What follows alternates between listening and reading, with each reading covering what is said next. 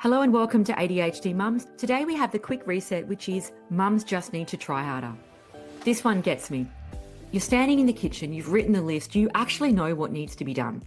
But yet you're staring at the detail, wondering when you'll get started. So all of the jobs that you have been avoiding actually feel more exciting than the job that you have to do right now. That's the only thing you need to do. If you don't start now, you will run late, you will not get it done, but you cannot start. For a lot of ADHD mums, somewhere in the back of your head at this point, you can hear the echo. You just need to try harder. Other people can do it. You need to try harder. You're not good enough. Now, this could be a family member that you grew up with. It could be an old boss. It could be a bully. It could be your inner critic. But whoever it is, the advice is pure crap. What we all need to hear is that trying harder is not the answer. If trying harder fixed executive dysfunction, none of us would be burnt out. We are all trying as hard as humanly possible. I've never interviewed any ADHD mum that has not been trying their absolute hardest. That is the problem with burnout, is because we are at capacity plus all the time. If trying harder was the answer, there would be no podcast, there would be no issue. I think we tried harder than most neurotypical parents, hands down. So it's not that we're lazy, we're not undisciplined, but we are tired, we are unsupported, and we also have a different brain which is going to struggle with things that other people find easy. The problem isn't lack of effort, but your brain's motivation and reward system is going to operate differently. Seeing the thing, knowing it needs to be done, may not be enough to actually get you to start. And trying harder doesn't actually unlock your frontal lobe, which is neurologically different to neurotypical people. So being told to try harder, especially as a child, when you don't even have the capacity or the advocacy to stand up for yourself and say, hey, I'm actually trying my best. All you do is feel that you're not good enough. This message of try harder deepens the shame spiral that a lot of us are stuck on. And do you know what shuts down executive function? Shame. Psychologically and neurobiologically, shame is the most painful and paralyzing emotion a human can experience, especially for neurodivergent people, that they're either too much or they're not enough or they need to try harder. The difference between guilt and shame is guilt is I did something bad and shame is I am bad. Brené Brown says that shame is the intensely painful feeling that we are unworthy of love and belonging. When we shame somebody or we shame a child at school, you're not good enough. You're not trying hard enough, and that's their best. That makes their executive function worse. So we can take this into our parenting, yes, that shame is not going to help our children improve, and to the school, yes, we can. But in this episode, it's about us, and by taking that inner critic that we need to just try harder, or actually listening to somebody in our life tell us that, makes us worse hands down. ADHD isn't a motivational failure. It is a neurodevelopment condition that disrupts the brain's ability to regulate attention, emotion, and effort, even when we want to do the thing. So ADHD brains aren't just wired a bit differently, and I feel like that sometimes contributes to the myth that ADHD isn't real. So for example, you know how sometimes people will say, I have a gluten intolerance, but I don't actually test positive for celiac.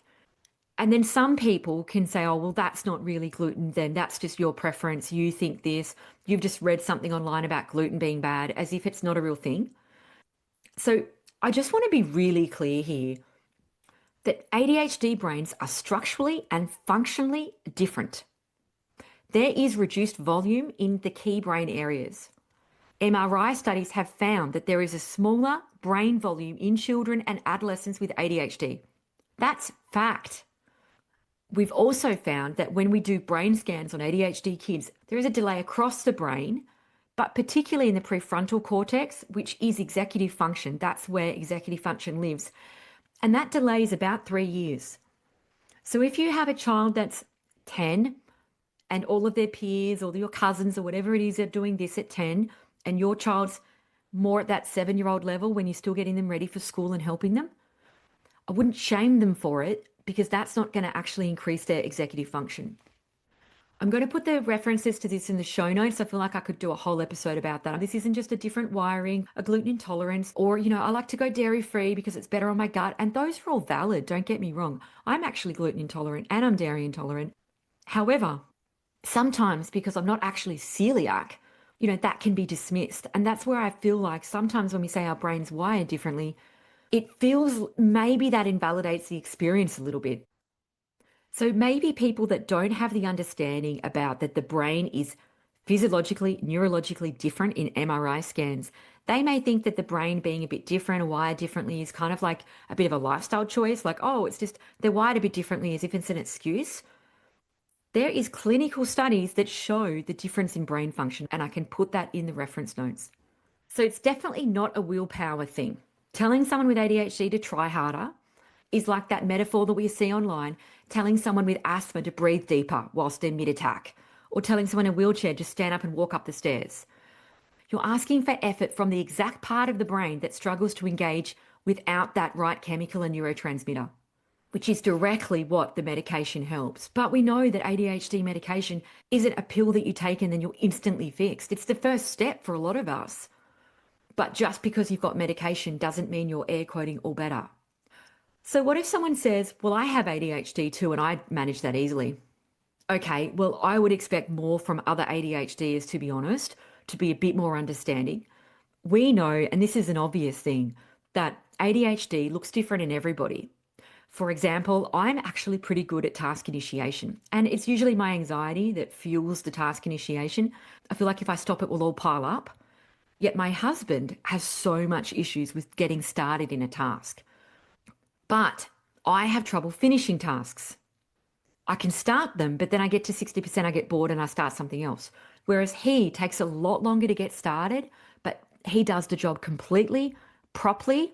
Whereas I'm the person that's done the job, but now there's like this cleanup phase that we have to go through because I've done something. For example, we needed to get a new fridge. I felt like it would take him too long to get started on that and that the fridge would die. And there would probably be some kind of wait period on getting the new fridge, and then we'd have to live out of Eskies and who's going to be in charge of that.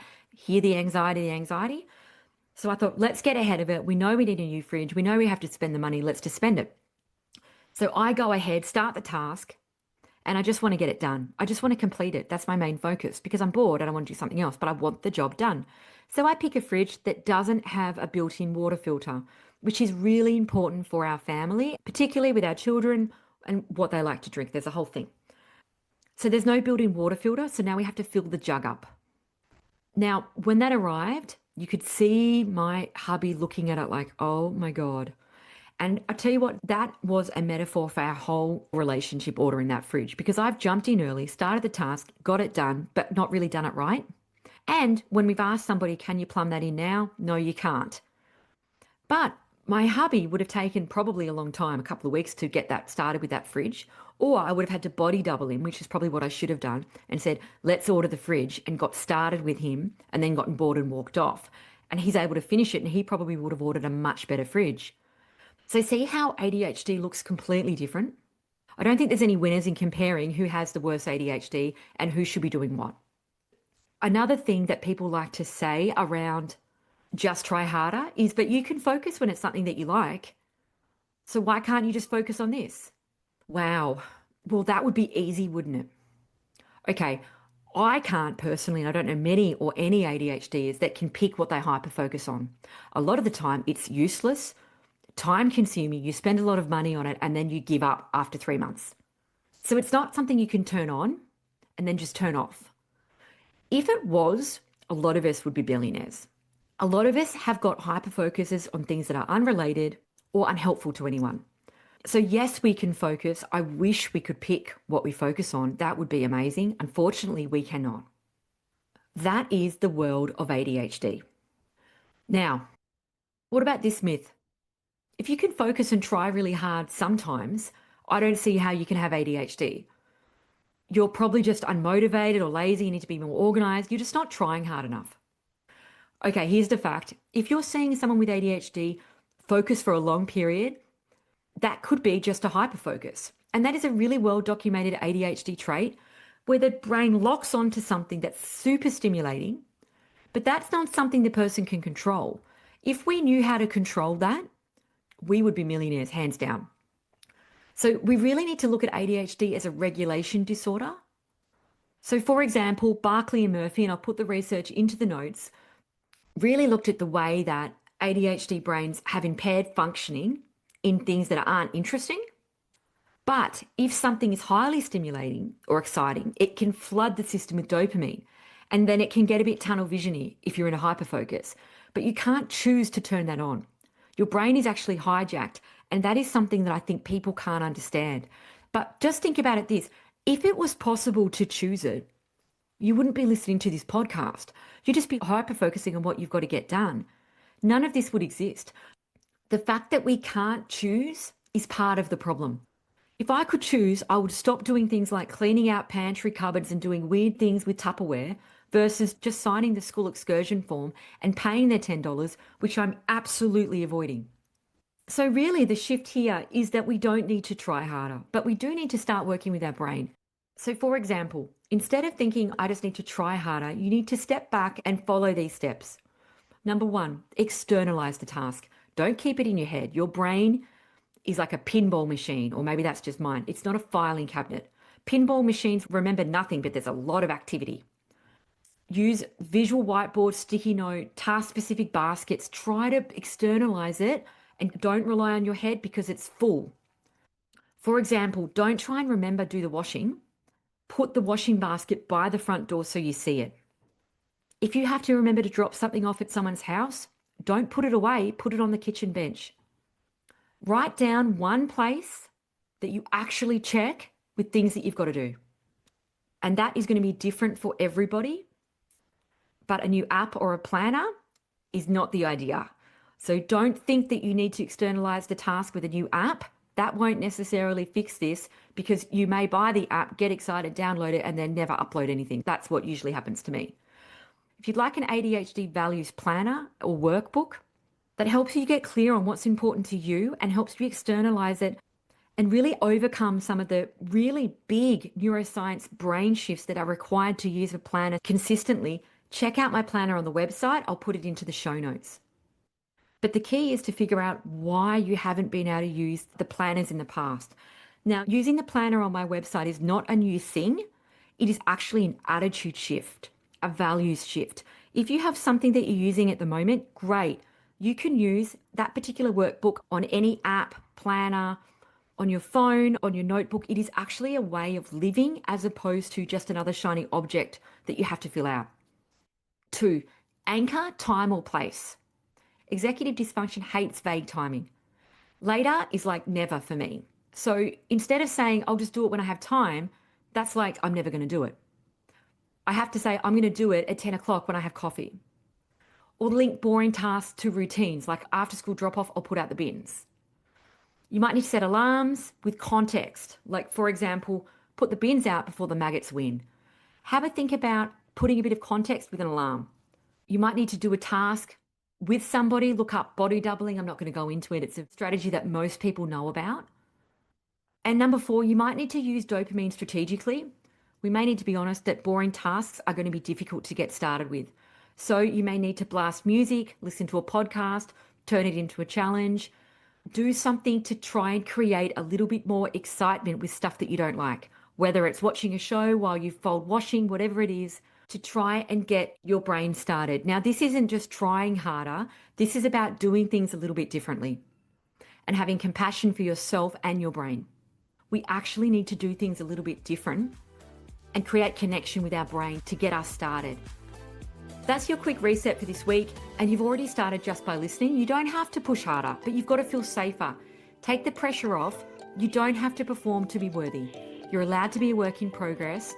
You're doing better than you think, and I'll be right here next time you need a reset. See you next week.